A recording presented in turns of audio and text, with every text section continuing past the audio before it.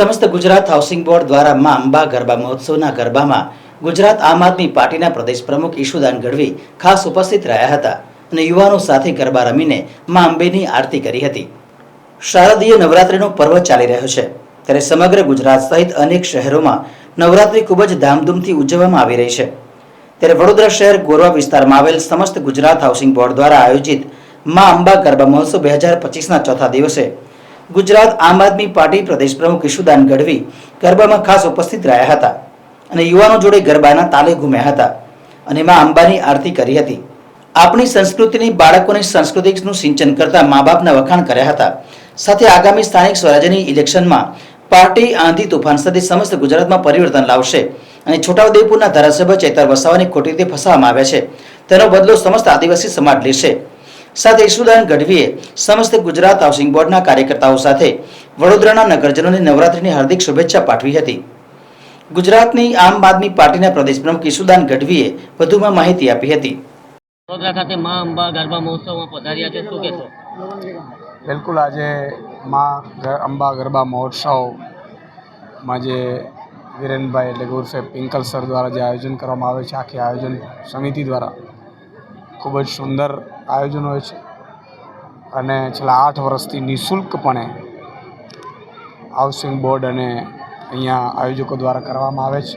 એમને હું બિરદાવું છું, કારણ કે લોકોને અત્યારે પાસ મેળવવા બહુ ડખા હોય છે। તમે જુઓ, રોજ 1000 ફોન આવે, પાસનો વેત કરજો, ત્યારે નિઃશુલ્કપણે ગરબાનું આયોજન કરવું મને લાગે છે કે એક પુણ્યનું કામ છે। સાથે સાથે નવરાત્રિ છે એ ગુજરાતની ઓળખ બની ગઈ છે। ગરબા આપણી સંસ્કૃતિમાં વણાઈ ગયા છે। આજે માં કોઈ નાના બાળકને તૈયાર કરતી હોય, નાની બેબીને તૈયાર કરતી હોય, કપડાં પહેરાવતી હશે, એને સ્ટેપ શીખવાડતી હશે, તો એ બાળકમાં એક ગુજરાતની ગરબાની સંસ્કૃતિ, માતાજીની આરાધનાનું સિંચન કરે છે। એટલે આ બહુ મોટી વાત છે અને આજે દેશ વિદેશમાં જ્યારે ગરબા પ્રખ્યાત થયા છે ત્યારે ગુજરાતનું ગૌરવ, માં આરાધનાની શક્તિનો પર્વ અને આપણી સંસ્કૃતિને આપણી ઓળખ એ બધું દેશ વિદેશમાં પણ અત્યારે ડંકો વાગ્યો છે। એના માટે હું એમ કહું છું કે આપણા સૌ જે વિવિધ આયોજકો છે, દેશ વિદેશના આર્ટિસ્ટો છે, કલાકારો છે, ખેલૈયાઓ છે, એમને આભારી છે। સાહેબ, આગામી સમયમાં સ્થાનિક સ્વરાજની ચૂંટણી આવી રહી છે, તો પરિવર્તન આવશે? સ્થાનિક સ્વરાજ્યની ચૂંટણીમાં ચોક્કસ આમ આદમી પાર્ટી તમામ જગ્યાએ લોકલ નેતૃત્વ પૂરું પાડશે। 12,000 સીટ છે, તાલુકા, જિલ્લા, નગરપાલિકા, મહાનગરપાલિકાઓ, અને 12,000 સીટમાં અમે નક્કી કર્યું છે કે 12,000 લોકો જનતા નામે પસંદ કરીશું। જનતા જે લડવૈયો હશે, જે અવાજ ઉઠાવતો હશે, અમે તો નિમિત્ત બનીશું। આમ આદમી પાર્ટી માત્ર એને ટિકિટ આપશે, પણ એ જ લડશે। ગુજરાતની જનતા લડશે, ગુજરાતની જનતા અહંકારને હરાવશે, ગુજરાતની જનતા તાનાશાહીને હરાવશે અને આમ આદમી પાર્ટીનું ખૂબ સારું પરફોર્મન્સ રહેશે એવો મને વિશ્વાસ છે। હાલમાં જ આપણા ધારાસભ્ય ચેતર વસાવાને જે જેલવાસ થયો હતો અને અત્યારે છૂટ્યા છે, હવે આગામી સમયમાં કઈ પ્રકારનું? જુઓ, ભાજપ છે વારંવાર અમારા નેતાઓને ફસાવવાનું, એમની ઉપર ખોટા આરોપો નાખવાનું, એને બદનામ કરવાનું ષડયંત્ર રચતી હોય છે, કારણ કે લોકપ્રિયતા ગુજરાતમાં અત્યારે આમ આદમી પાર્ટીના નેતાઓની છે। તમે જો બીજી પાર્ટીના નેતાઓને કોઈ ભજ્યું ભાવ પૂછતું નથી। અમે જ્યાં જઈએ છીએ તો હજારો લોકો સેલ્ફીઓ પડાવવા માટે આવે છે।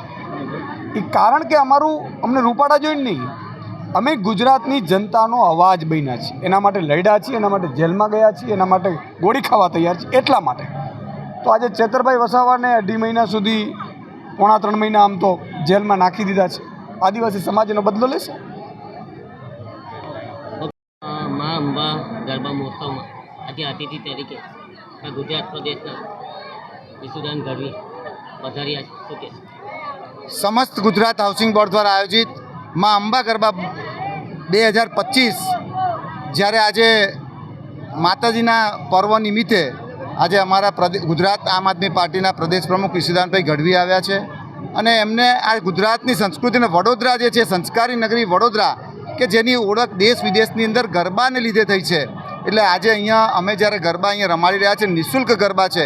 તમે જુઓ કે હજારોની સંખ્યાની અંદર માતા, બહેનો, ભાઈઓ એ પોતાની માની ભક્તિ અને શક્તિના પર્વને અનેરી રીતે જ્યારે અહીંયા ભક્તિભાવથી ઉજવી રહ્યા છે ત્યારે હું તમામ લોકોને ખૂબ ખૂબ શુભકામના આપું છું. પરમાત્મા મા ભગવતીને પ્રાર્થના કરું છું કે હે મા ભગવતી તમામને સુખ શાંતિ અને સમૃદ્ધિ અર્પે, એ જ પ્રાર્થના. આગામી સમયમાં સ્થાનિક સ્વરાજની ઇલેક્શન આવી રહ્યું છે. આમ આદમી પાર્ટી કઈ રીતના આગળ વધશે? તમે જુઓ કે ગુજરાત જોડો જનસભા અંતર્ગત આજે ગુજરાતની અંદર 2000 જેટલી જનસભાઓનું આયોજન કરવામાં આવ્યું છે. આગામી દિવસોની અંદર વડોદરાની અંદર પણ અમે દરેક એક વોર્ડની અંદર 4 ઝોન બનાવીને દરેક ઝોનની અંદર બૂથ લેવલ સુધીની પણ જનસભા કરી અને મજબૂતાઈથી આ તાનાશાહ જે અત્યારે જે રીતે ચાલી રહ્યું છે એને હરાવવાનો પ્રયત્ન કરીશું. એટલે એવું કહેવાય ખરું કે પરિવર્તન આવશે? આ વખતે વડોદરા શહેરની જનતા પરિવર્તન નહીં પણ આંધી બનીને નવસર્જન કરવાની છે, આંધી બનીને નવસર્જન કરવાની છે.